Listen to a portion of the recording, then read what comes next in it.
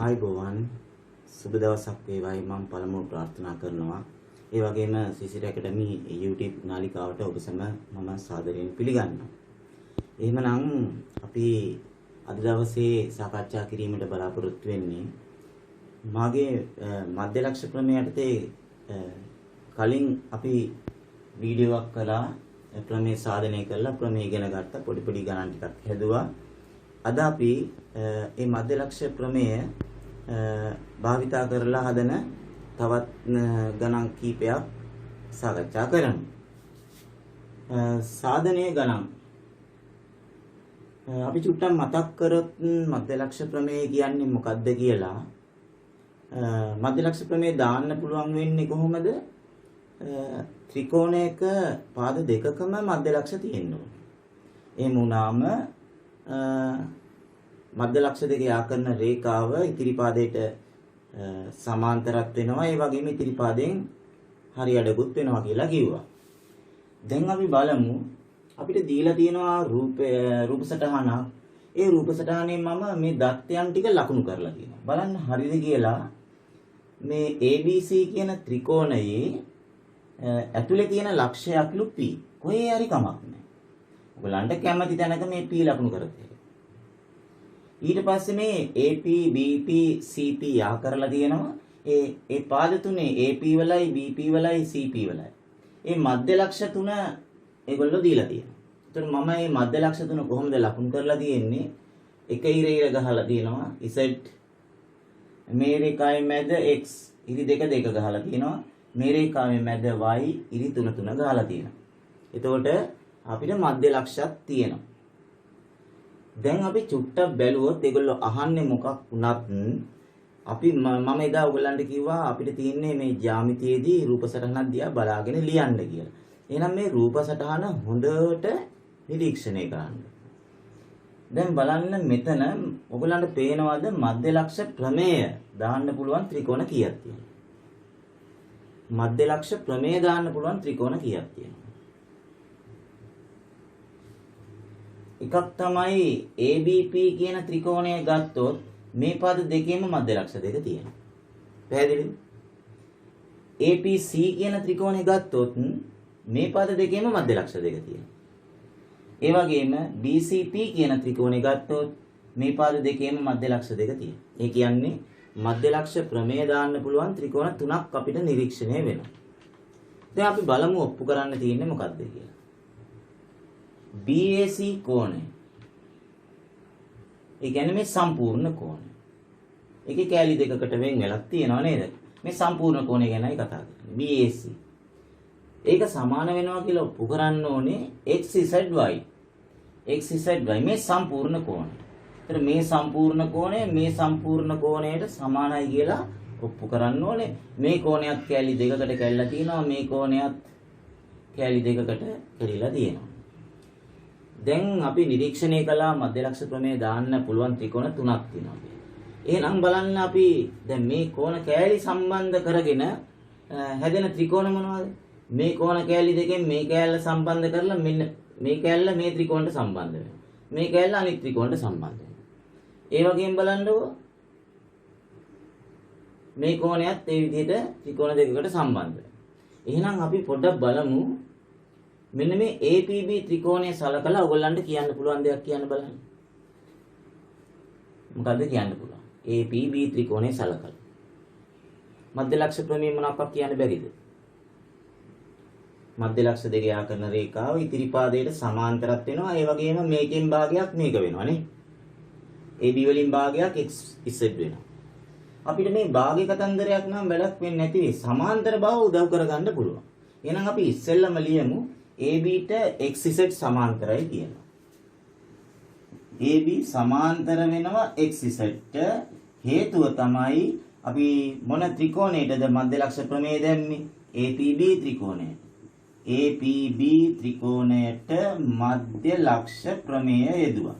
ඔන්න ඔහොමයි හේතුව ලියන්නේ. බොහොම කෙටි කරලා ලියන්නේ. හරි? ආයෙත් මේ පැත්තෙන් ගත්ත. දැන් ඔන්න අපි ඔප්පු කරගත්ත මේ පාද දෙක සමාන්තරයි. ඒ වගේම අපිට පුළුවන් නේද මේ පාද දෙකත් සමාන්තරයි කියලා ඔප්පු කරන්න. මේ ත්‍රිකෝණයට මධ්‍ය ලක්ෂ ප්‍රමේය දාලා. පැහැදිලිද? එතකොට මේ දෙකත් සමාන්තර බව අපිට කියන්න පුළුවන්. ඒක කියන්නේ AC සමාන්තරයි ZY. AC සමාන්තරයි ZY. හේතුව APC ත්‍රිකෝණයට මධ්‍ය ලක්ෂ ප්‍රමේය යෙදුවා. දැන් බලන්න සමාන්තර බව යොදාගත්තේ හේතුවයි. රේඛා දෙකක් සමාන්තර වෙනකොට එක එක කෝණ ಜಾති හැදෙනවනේ. මේ කෝණ සම්බන්ධ කරගන්න තමයි අපි මේ රේඛා සමාන්තරයි කියලා කිව්වේ. දැන් මට කියන්න දැන් මේ කෝණ මේ ඒ සම්පූර්ණ කෝණේ කෑල්ලක් තියෙනවා. මෙන්න මේ කෝණ කෑල්ලට සමාන වන කෝණයක් තියෙනවද? පේනවා. මේ රේඛා දෙක සමාන්තරයි නේද? එහෙනම් මේ කෝණයට සමාන වෙන කෝණේ කොතනද තියෙන්නේ? හරියට නියම් මෙන්න මේ වගේ F අකුරේ හැඩයක් තියෙනවා නේද? මේක මොන කෝණද ඔයාලට කියන්නේ? මේ දෙක සමාන්තරයි නේද? මේවට කියන්නේ අනුරූප කෝණ. එහෙනම් මෙන්න මේ කෝණයට සමාන වන කෝණයක් තියෙනවා මෙතන. බලන්න මේකෙන් කැල්ලකුයි ආවනේ. එහෙනම් අපි ඒක ලියනවා දැන්. BAP කෝණය සමානයි මේ ඩොට් එක XZP. හේතුව ඒවට කියන්නේ මොන කෝණද? F අකුරේ මුල වලට අනුරූප කෝණ. හරි. ඒ වගේම බලන්න මේ අනිත් කෝණ කෑල්ල මෙතන මම ඩොට් දෙකක් තියන්නම්කෝ. මේ ඩොට් දෙකට මේ ඩොට් දෙක සමානයි නේද? ඇයි මේ රේඛා දෙක සමාන්තරයි නේ? පැහැදිලිද? එතකොට බලන්න මේ නම් මේ දෙක සමාන වෙනවා කියලා ලියනවා. බලන්න දැන් මේ කෑලි දෙකම අහුවෙලා මේ කෑලි දෙකත් අහුවෙලා. මේක CAP කෝණය සමානයි YZP කෝණය. ඒකත් හේතුව අනුරූප කෝණ. දැන් එතකොට බලන්න මේ කෝණය මේ ඩොට් එකට මේ ඩොට් එක සමානයි මේ ඩොට් දෙකට මේ ඩොට් දෙක තියෙන කෝණය සමානයි. එහෙනම් දැන් බලන්න මේ ඩොට් එකයි ඩොට් දෙකයි එකතු කරාම සම්පූර්ණ කෝණය හැදෙනවා. මේ ඩොට් එකයි ඩොට් දෙකයි එකතු කරාම මේ සම්පූර්ණ කෝණය හැදෙනවා. ඒ කියන්නේ අපේ උත්තරය අපිට ලැබෙනවා. ඒ කියන්නේ අපි මේ සමීකරණ දෙක එකතු කරන්නේ. ජ්‍යාමිතියේදී සමීකරණ දෙකක් එකතු කරන්නේ කොහොමද? වම් පැත්ත එකතු කරනවා දකුණු පැත්තට දකුණු. එතකොට මේ ඩොට් එකට මේ ඩොට් මෙතන ඩොට් එකට මේ ඩොට් එක. මෙතන BAP කියන්නේ එක ඩොට් එකනේ. CAP කියන්නේ ඩොට් එකනේ. දැක්කද? වම් පැත්ත. BAP කෝණය ධන ඩොට් දෙක නේද? ඔව්. CAP. ඩොට් එක ධන ඩොට් දෙක. CAP. වම් පැත්ත එකතු කරා මේ දකුණු පැත්ත XZP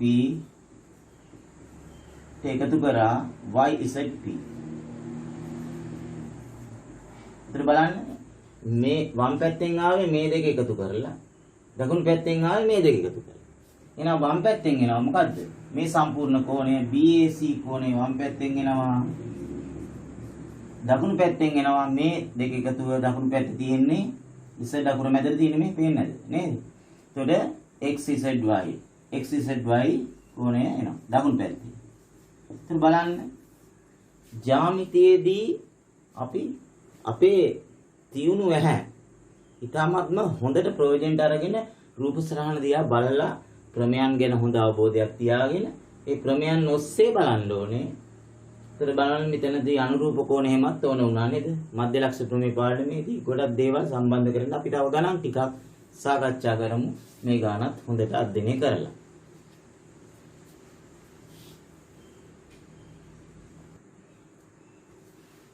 හොඳයි අපි බලමු දෙවෙනි ගාන. මෙන්න මේ රූපයට අනුව තමයි අපිට යමක් කරන්න තියෙන්නේ. දැන් අපි ඉස්සෙල්ලාම කරන්නේ රූප සටහන නිරීක්ෂණය කරනවා. මේ දත්ත ටික ලකුණු කරලා තියෙන්නේ රූප සටහනේ දත්තයට දීලා තිබ්බේ PQR ත්‍රිකෝණයේ මේ PQ පාදයේ මධ්‍ය ලක්ෂය L කියලා දීලා තියෙනවා. මේ ලකුණු කරලා තියෙනවා. PR පාදයේ මධ්‍ය ලක්ෂය M කියලා ලකුණු කරලා තියෙනවා. ඊට පස්සේ මේ මධ්‍ය ලක්ෂ දෙක යා කරලා තියෙනවා.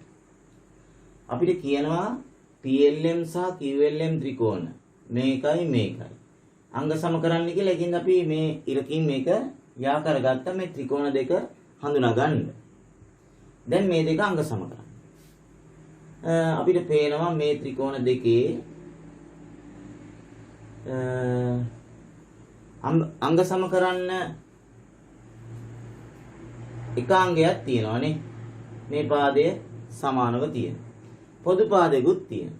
මේ ත්‍රිකෝණ දෙකටම පොදු පාදයකුත් තියෙනවා. තව එක අංගයක් ඕනේ. මොකද්ද? ඒ අංගය අපි දන්නේ මේ දෙක සමානද කියලා තාම නේද? පුළුවන් ද කියන්න බලන්න උත්සාහ කරන්න. දැන් පාද දෙක මේකයි මේකයි නම් අන්තර්ගත කෝණය මේක ගැන මේ දෙක සමානද කියලා කියන්න පුළුවන්ද? මේ දෙක සමාන වුණොත් පාපෝපා වලට ගන්න පුළුවන්. මේ දෙක සමාන වුණොත් පාදයයි පාදයයි පාදයයි. ඒතර පාපාපා වලට ගන්න පුළුවන්. කැමති කොහමද? මේ කෝණ දෙක සමානද? අපිට කියන්න බෑ එකපාර. හැබැයි අපිට මෙහෙම කියන්න පුළුවන් නේද? බලන්නකො මේ LM කියන්නේ මධ්‍ය ලක්ෂ දෙක නේද යා කරලා තියෙන්නේ. ඈ එහෙනම් මේ රේඛා දෙක මොකද වෙන්නේ? LM රේඛාවයි QR රේඛාවයි. මධ්‍ය ලක්ෂ දෙක යා කරන රේඛාව ඉතිරිපාදයට සමාන්තර වෙනවානේ මධ්‍ය ලක්ෂ ක්‍රමය. එහෙනම් අපිට පුළුවන් LM ට QR සමාන්තරයි කියලා කියන්නේ. LM සමාන්තරයි QR. හේතුව මධ්‍ය ලක්ෂ ක්‍රමය. PQR ත්‍රිකෝණයට. හරිද? දැන් මේ දෙක සමාන්තරයි කියලා කිව්වට පස්සේ දැන් අපිට පේනවා නේද මේක 90 හින්දා මේක 90යි කියලා. අනුරූප කෝණනේ.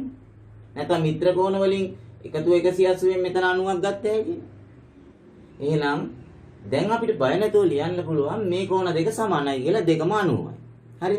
සමාන්තර වුණේ හින්දා. ඒ කියන්නේ PLM QLM. PLM කෝණය සමානයි QLM කෝණය සමානයි අංශක 90යි. හේතුව අපිට පුළුවනි මේ දෙකම 90ක් වුණේ මේක 90ක් වුණේ හින්දානේ. අපි අනුරූප කෝණ කියලා ලියමුකෝ. අනුරූප කෝණ වලින් මේක 90 හින්දා මේක 90යි. ඉතින් අනිත් එකත් 90යි. එන්න අපි එකපාරම දැන් ඔන්න එකාංගයක් හොයාගත්තා. දැන් අර ඉස්සෙල්ලා කිව්ව අනිත් අංග දෙක ලියලා අපිට පුළුවන් අංග සම කරන්න. මොකද අනිත් අංග දෙක? PL ට LQ සමානයි. ඒක දත්තය සහ තව එකක් ඕනේ පොදු පාදේ. LM සමානයි LM. LM සමානයි LM පොදු පාදේ. දැන් තේරුණාද? එතකොට දෙකක් නම් දන්නවා අනිත් එක අපි හොයාගන්න ඕනේ. මේකේ තියෙන වෙනත් කාරණා උදව් කරගෙන අපිට උදව් කරගන්න ඕනේ මධ්‍ය ලක්ෂ ප්‍රමේය. හරි? එතකොට මධ්‍ය ලක්ෂ ප්‍රමේය ඔන්න උදව් කරගන්න. දැන් අපිට අංග සමයි මේ ත්‍රිකෝණ දෙක. එම නිසා PLM ත්‍රිකෝණයේ අංග සමයි QLM ත්‍රිකෝණය. මොකක්ද අවස්ථාව? අපි මේ පාදයයි සමාන නේද? මේ පාදයයි පොදු පාදයයි අරගෙන ඒකට අන්තර්ගත කෝණයනේ අපි 90යි කියලා ගත්තේ. එතකොට මොකක්ද අවස්ථාව? පාද දෙකට මැදි වෙලා තියෙන කෝණයත් එක ගත්තාම පා අවස්ථාවට අංග සම කරනවා. පා අවස්ථාවට අපි මේ ත්‍රිකෝණ දෙක අංග සම කරනවා. ඇත්තටම ළමයි තව ටිකක් වැඩි දුර හිතන ළමයින්ට පුළුවන් මේක පා වලටත් අංග සම කරන්න.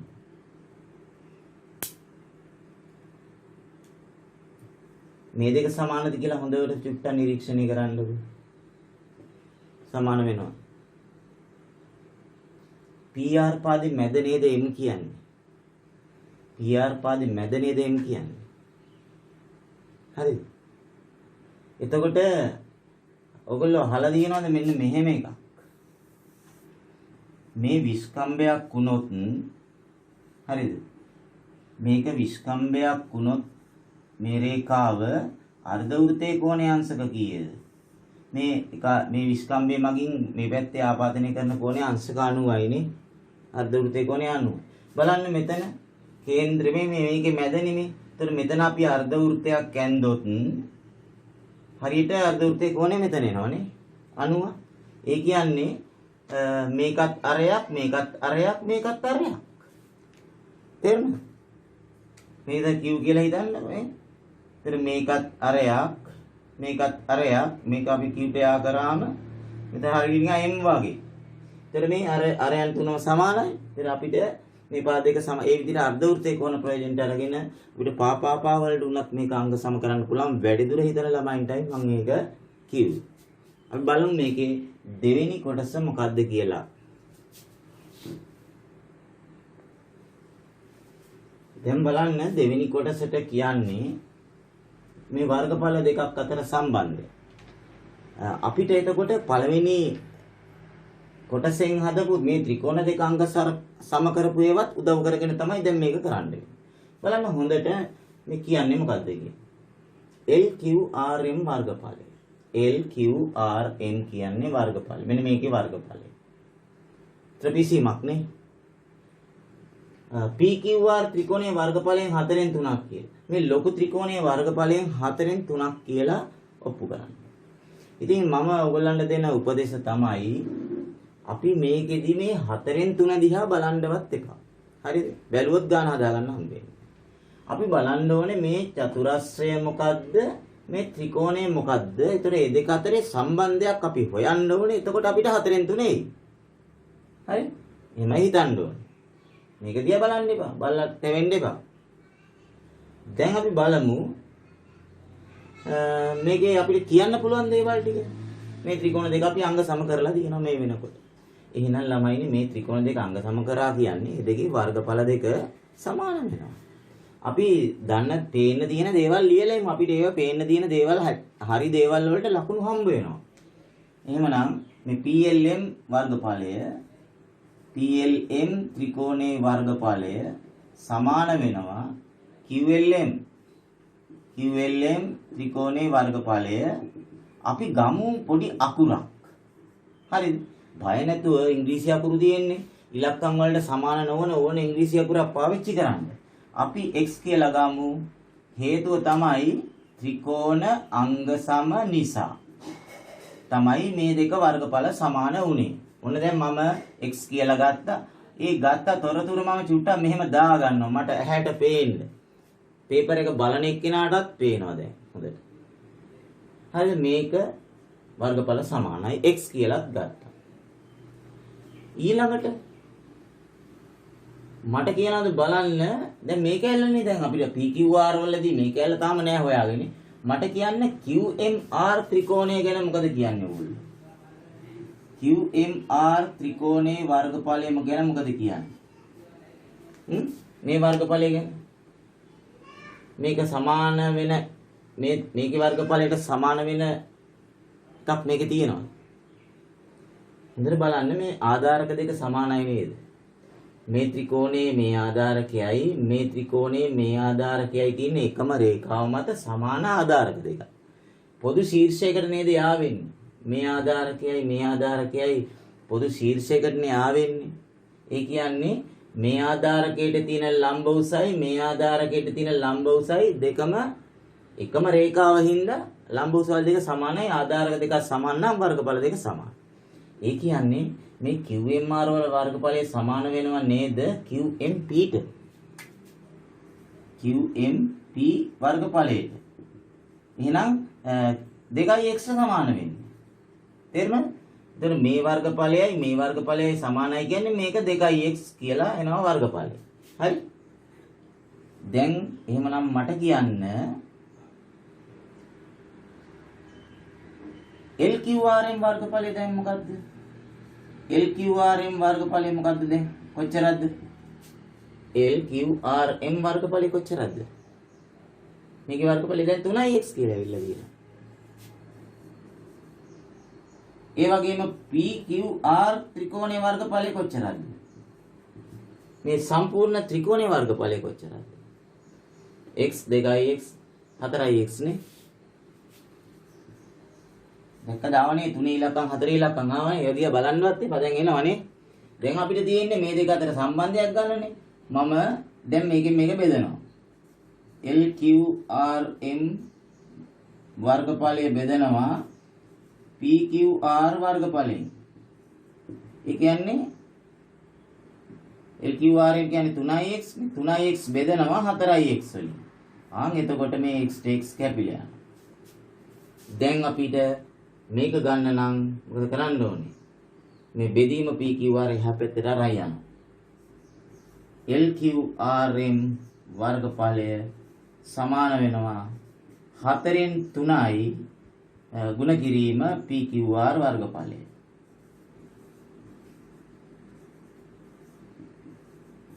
උත්තරේ ඇවිල්ලා 4න් 3ත් ඇවිල්ලා නේ. මං කිව්වේ අර මුලින්ම බලන්න එපා 4න් 3 දිහා කියලා. ඒක අපිට උත්තර ඒගොල්ලෝ කියන එක හරිනම් අනිවාර්යෙන් 4න් 3.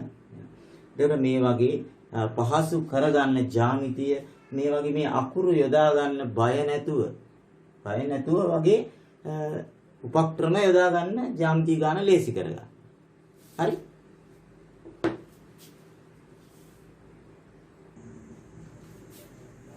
මෙන්න අපේ ඊළඟ ගාන මේක කියලා තියෙනවා දත්තයන් හැටියට AB හා AC පාදවල මධ්‍ය ලක්ෂයන් Q හා R. මේ AB පාදයේ මැද Q AC වල මැද R කියලා දීලා තියෙනවා. ආයෙ දීලා තියෙනවා මේ AQ වල මැද P AR වල මැද S. හරිද? එතකොට Q කියන්නේ මේ පාදයේ මධ්‍ය ලක්ෂය, R කියන්නේ මේ පාදයේ මධ්‍ය ලක්ෂය, P කියන්නේ මේකේ මධ්‍ය ලක්ෂය, මේකේ මධ්‍ය ලක්ෂය. එහෙනම් ඔයගොල්ලන්ට පේනවද මේ ත්‍රිකෝණයටත් මධ්‍ය ලක්ෂ ප්‍රමේය දාන්න පුළුවන්. ඒ වගේම මේ ලොකු ත්‍රිකෝණයටත් මධ්‍ය ලක්ෂ ප්‍රමේය දාන්න පුළුවන්. පැහැදිලිද? පාද දෙකකම මධ්‍ය ලක්ෂ තියෙන ත්‍රිකෝණ දෙකක් තියෙනවා. ඔප්පු කරන්න තියෙන්නේ මොකද්ද? මේ PS පාදයේ වගේ 4 ගුණයක් මෙන්න මේ පාදයේ වගේ 4 ගුණයක් දිගයි කියලා BC පාද. නේද? හරි? එහෙමනම් අපි ඉස්සෙල්ලම මේ පොඩි ත්‍රිකෝණයෙන් පටන් ගමු. දැන් මේ පාදවල දිගවල අතරනේ දැන් සම්බන්ධය ගන්න ඕනේ. මධ්‍ය ලක්ෂයක් තියෙන හින්දා මධ්‍ය ලක්ෂ ප්‍රමේයක් දාන්න පුළුවන්. ඒකින්ද අපි බලමු මෙහෙම. මම මේකට සිම්පල් A කියලා අකුර දා ගන්නවා. PS පාදේ. ඒක මං ලියන්න ඕනේ හැබැයි. PS පාදයේ සමානයි A ලෙස ගනිමු. මං කියාර අකුරු දාගන්න කියලා බය නැතුව හැබැයි ඉතින් දාගත්තාම ඒක ලියන්න ඕනේ ගත්තයි කියලා. හරිද? දැන් මොකද්ද කියන්න පුළුවන් ඔයගොල්ලන්ට? මේ A ඇසුරෙන් මොන පාදෙ දිගද කියන්න පුළුවන්. අන්න හරි. කියන්න බලන්න. මොන පාදෙ දිගද? මේ දිග මොකද්ද? මේ ත්‍රිකෝණයට මධ්‍ය ලක්ෂ ප්‍රමේය දැම්මොත් මේ දිග මොකද්ද? අන්න හරි. 2යි A. ඒ කියන්නේ QR පාදෙ දිග 2යි A වෙනවා. අපි මොකද්ද දැම්මේ? AQR කියන ත්‍රිකෝණයට අපි දැම්මේ මධ්‍ය ලක්ෂ ප්‍රමේය. දැක්කද? බොහොම කෙටියෙන් උත්තර ලියාගෙන. දැන් මෙහෙම අකුරු අරන් හදනකොට ගාන අර අකුරු අරන් හැදුවේ නැතුණාම ගොඩාක් ලියන්න ඕනේ. අකුරු අරන් ලියනකොට අපි ලියන ප්‍රමාණයත් ගොඩක් සීමා වෙනවා. එහෙනම් මේක 2A කියලා ඔන්න මම දාගත්තා 2A කියලා. දැන් හොයාගන්න තොරතුරු රූපේ සටහනේ දාගන්නත් ඔයගොල්ලෝ පුරුදු වෙන්න. එතකොට අපිට ඊළඟ එක පේන්නේ එතකොට තමයි. හරිද? අනිත් එක දැන් මේවට වෙනත් වර්ණ පාවිච්චි කරන්න පුළුවන් ඔයගොල්ලන්ට. හැබැයි වර්ණ දෙකක් ඕලෙවල් වලදී පාවිච්චි කරන්න බෑ. මොනවද මේ වර්ණ දෙක? රතු වර්ණය පාවිච්චි කරන්න බෑ සහ දම් වර්ණය පාවිච්චි කරන්න බෑ. මොකද පිළිතුරු පත්‍ර බලන ඒ මණ්ඩලයේ චීෆ් පාවිච්චි කරන්නේ දම් පාට වර්ණය. ඒකින්ද කොයි වෙලේවත් රතු සහ දම් පාවිච්චි කරන්නේ නැතුව වෙන ඕනම වර්ගයක් මේක ලස්සන කරන්න අපිට උදව් කරගන්න පුළුවන්. රයිට්. ඊළඟට දැන් බලන්න මේ ABC කියන ත්‍රිකෝණයේ QR මධ්‍ය ලක්ෂ දෙකින්ද දැන් මේ දිග කියන්න බැරිද? මට කියන්න බලන්න BC දිග කොච්චරද? BC දිග. මේක 2යි එනම් මේක කීයද? මේ මධ්‍ය ලක්ෂ දෙක යා කරපු රේඛාව 2යි එනම් මේ දිග 4යි. ඒ වගේ දෙගුණයක්. නේද? ඒ අපි දැන් මේ මොන ත්‍රිකෝණයටද මධ්‍ය ලක්ෂ ප්‍රමේය? අපි දැන් මේ ABC ත්‍රිකෝණයට මධ්‍ය ලක්ෂ ප්‍රමේය යෙදුවා. එහෙනම් මේක 4යි ආවා. ආන් දැන් නිකන් පේනවා නේද මේ PS වගේ 4 ගුණයක් BC ට සමානයි කියලා මේ දෙක අතර සම්බන්ධයක් පේනවනේ. එහෙනම් අපි බලමු මෙහෙම.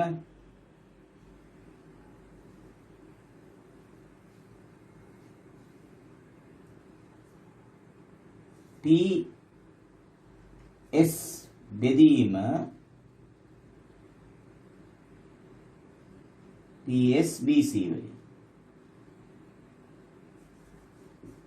හරි. ඒතර PS වල දිග A නේ. BC වල දිග 4යි. ඔන්න ඔහම නෙන්නේ. PS BC වලින් බෙදුවා. එතකොට මේකෙත් A ට A කැපිලා යනවා. එතකොට අපිට හරස් කුංචි දැම්මොත් මොකක් වෙයිද? 4 මෙතන එනකොට ගුණ කිරීම වෙනවනේ. 4යි PS සමානයි BC කියලා. ඒගොල්ලෝ කියන උත්තරය නිකම් වෙනවා. එතෙන්දිත් ඔයගොල්ලෝ මම කිව්ව දේ කරා නේද? දැන් මම කිව්වේ නැතුණාට. මේ 4 ඉලක්කම දිහා බැලුවද? නෑ. බලන්න එපා. අපිට උත්තරේ එනවා. 4 ඉලක්කම කෙතන්ට ගානට එනවා. එහෙනම් මම මේ කියන දේවල් හරියටම අකුරටම ක්‍රියාත්මක කරන්න ඒ විදිහට හිතන්න. බලමු ඊළඟට.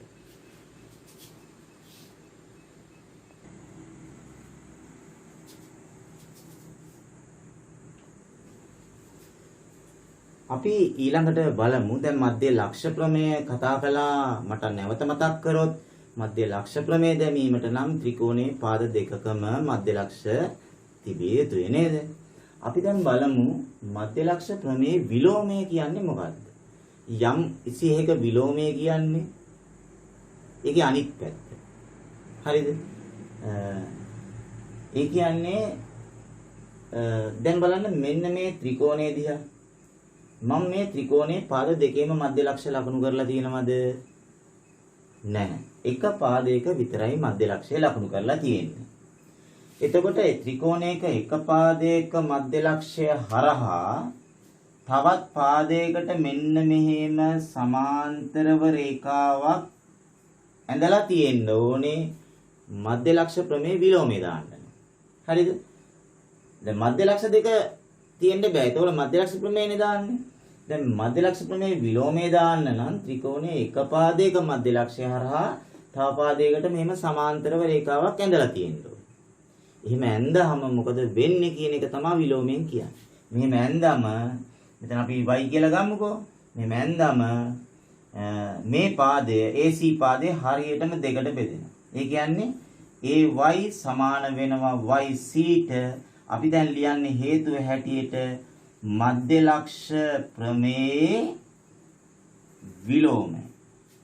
ඉස්සෙල්ලා ලිව්වේ මධ්‍ය ලක්ෂ්‍ය ප්‍රමේය ලිව්වේ මාලා ප්‍ර කියලානේ. දැන් විලෝමය කියන්නේ මාලා ප්‍ර V මධ්‍ය ලක්ෂ්‍ය ප්‍රමේය විලෝමය. මධ්‍ය ලක්ෂ්‍ය ප්‍රමේය විලෝමයට අනුව ඒ y ට yc සමානයි. අන්න ඒතර දැන් බලන්න විලෝමය දැම්මට පස්සේ දැන් මධ්‍ය ලක්ෂ්‍ය උනානේ y. ඇයි මේ දෙක සමාන නම් දැන් මධ්‍ය ලක්ෂ්‍යනේ y. අන්න ඊට පස්සේ විලෝමයෙන් මධ්‍ය ලක්ෂ්‍ය කියලා ඔප්පු කරාට පස්සේ මේ ත්‍රිකෝණයට ඊට පස්සේ තමයි දාන්න පුළුවන් වෙන්නේ මධ්‍ය ලක්ෂ්‍ය ප්‍රමේය. එතකොටනේ මධ්‍ය ලක්ෂ්‍ය දෙකම දාන්නේ. විලෝමයෙන් මධ්‍ය ලක්ෂ්‍යයේ බවට පත් කරගෙන ඉවර වෙලා ඊට පසුව මධ්‍ය ලක්ෂ්‍ය ප්‍රමේය ඔයගොල්ලන්ට දාන්න අයිතිය තියෙනවා. බලන්න මම මේ ප්‍රමේය ලියලා තියෙනවා කාලය යන හින්දා ලියලා තිබ්බා. ත්‍රිකෝණයක එක පාදයක මධ්‍ය ලක්ෂ්‍ය හරහා තව පාදයකට සමාන්තර රේඛාවක් ඇඳ විට ඉතිරි පාදය සමච්ඡේදනය වේ. ඔන්න ඕක තමයි මධ්‍ය ලක්ෂ්‍ය ප්‍රමේය විලෝමයෙන් කියන්නේ. හරි? ත්‍රිකෝණයක එක පාදයක මධ්‍ය ලක්ෂ්‍ය හරහා තවත් පාදයකට සමාන්තරව රේඛාවක් ඇඳ විට ඉතිරි පාදය දෙකට බෙදේ සමච්ඡේදනය වේ කියන එකයි මධ්‍ය ලක්ෂ්‍ය ප්‍රමේය විලෝම. අපි දැන් තව චුට්ටක් සාකච්ඡා කරමු. ඒක.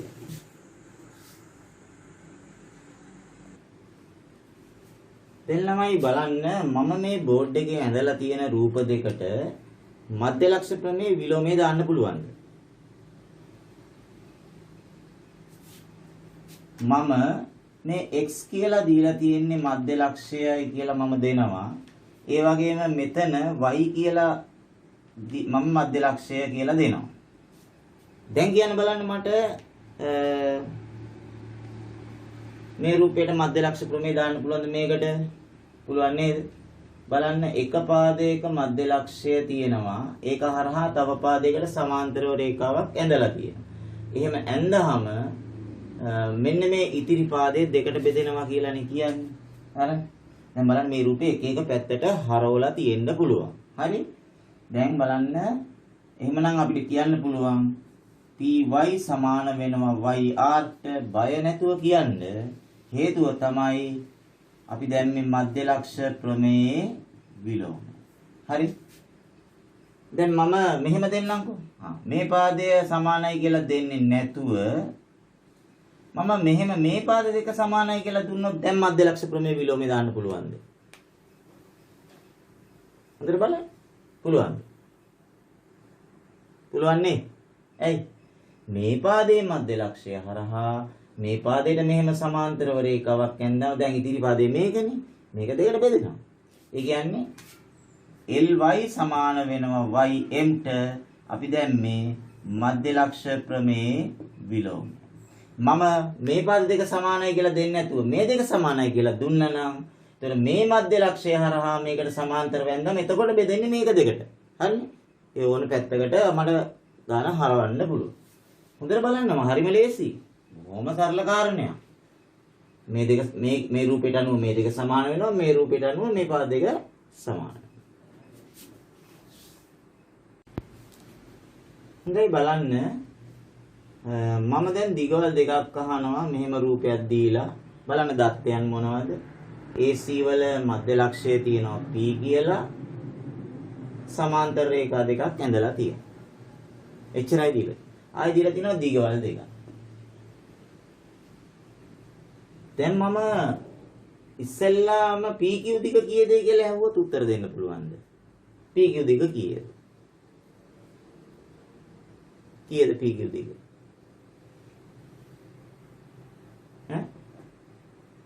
අපිට උත්තර දෙන්න බෑ මේකට මධ්‍ය ලක්ෂ ප්‍රමේය දාන්න බෑනේ. ඇයි?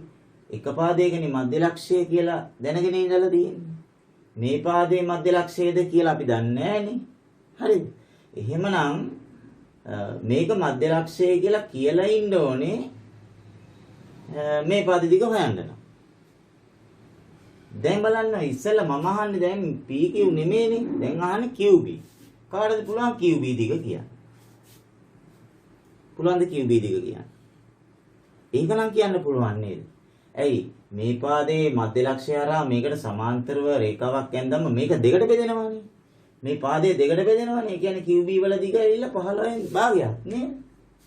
ඒ QB පාදය සමාන වෙන්නේ 15න් භාගයකට. ඒ කියන්නේ 7.5ට හේතුව අපි දැම්මේ මොකද්ද? මධ්‍ය ලක්ෂ ප්‍රමේය විලෝමය දැම්මා ඉස්සෙල්ලා. දැන් ඔන්න මේක මධ්‍ය ලක්ෂය වුණා. මධ්‍ය ලක්ෂය වුණා මේකත් මධ්‍ය ලක්ෂය දැන් මේකත් මධ්‍ය ලක්ෂය දැන්. අන්න දැන් අපිට ඊළඟට පුළුවන් මධ්‍ය ලක්ෂ ප්‍රමේය දාන්න. මොකද මේ දෙකම මධ්‍ය ලක්ෂ වෙලානේ දැන්. එහෙනම් දැන් අපිට ඊට පස්සේ තමයි කියන්න පුළුවන් මේක 6යි කියලා.